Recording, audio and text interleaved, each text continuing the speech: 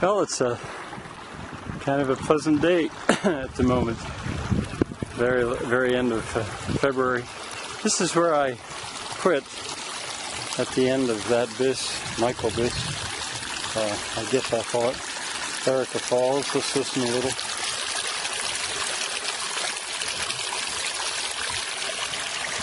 And now, I think I'm going to walk down the sound. I bet that could be the wind. Might be on that microphone.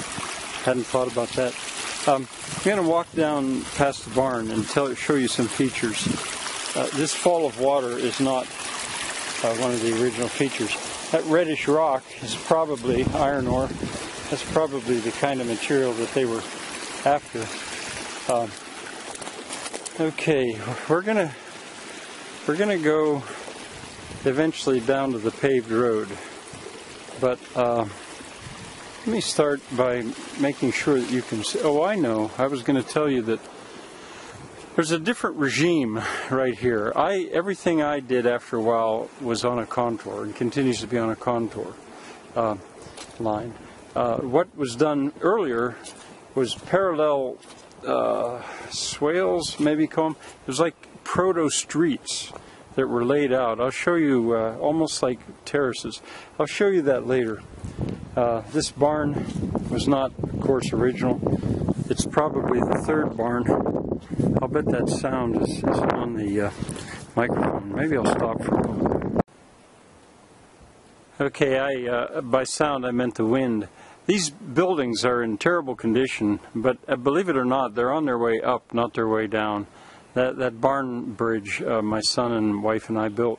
But this is the second or third barn on this site. Oh, there comes the wind. And you can see almost by the cracks in the stone wall what was once there. Right at about the corner of that, I've come to believe there was a well, because it weeps water almost all the time. And later on I'll say more about that. The stones that are this side of that wall come from a time when there was something else here. This sawmill building I put there, but since I laid it off on parallel lines with the old barn, it turned out I was laying it off exactly over where there was some kind of building before. Now, down there you can see that hump that's unnatural. That's from the, I assume that's waste that came out of that strip mine. And down here, maybe I'll stop the camera a moment. Okay, well, at the moment there's no water coming out of the ground here, which is interesting in itself. This was an hoyo d'agua, an eye of water that I found and began to uncover. And I don't know the whole story. It's one of those things I'll maybe find out eventually. And going on down through there's an area that refuses to be drained. In spite of my attempts, I'll get it eventually. Now we're going to go over that way. Here also at the moment there's no water coming out, but I put a drain. I had a backhoe do it. I put a drain underground to try to deal with the problem of water in that barn. I've come to, I believe now that my grandfather, in an attempt to solve it, tried to plug the well and cap it with a concrete slab, but that did not stop the water from coming out. And so water inside that barn became a really big problem. At the time that the backhoe did this for me many years ago, it turned that stone up, much to my surprise. Well, not so much surprise now, because I realized that right in here is a barn foundation, or the foundation of a building. I have no doubt of it.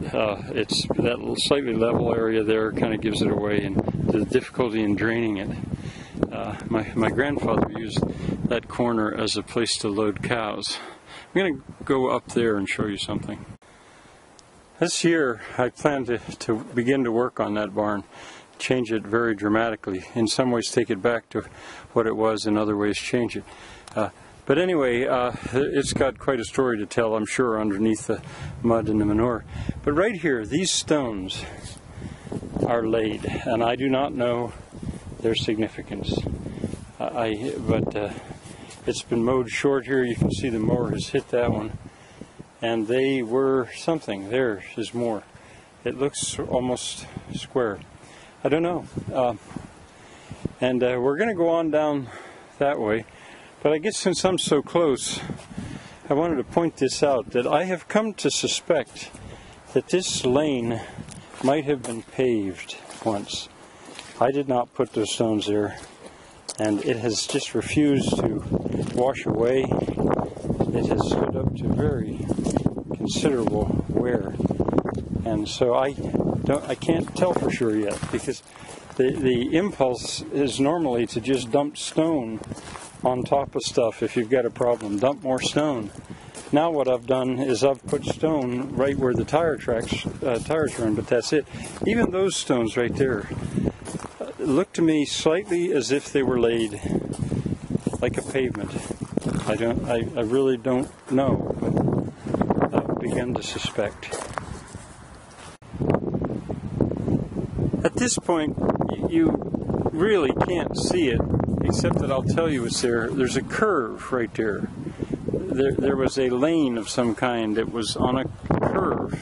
This lane was not the original way to come in here, I don't think. When that road was built up, they blocked drainage down there, and we'll go down there and look. But this is an area that it'll take very short grazing to expand it. I'm sorry if the wind is blowing on this microphone. I'm sorry, but we're almost done.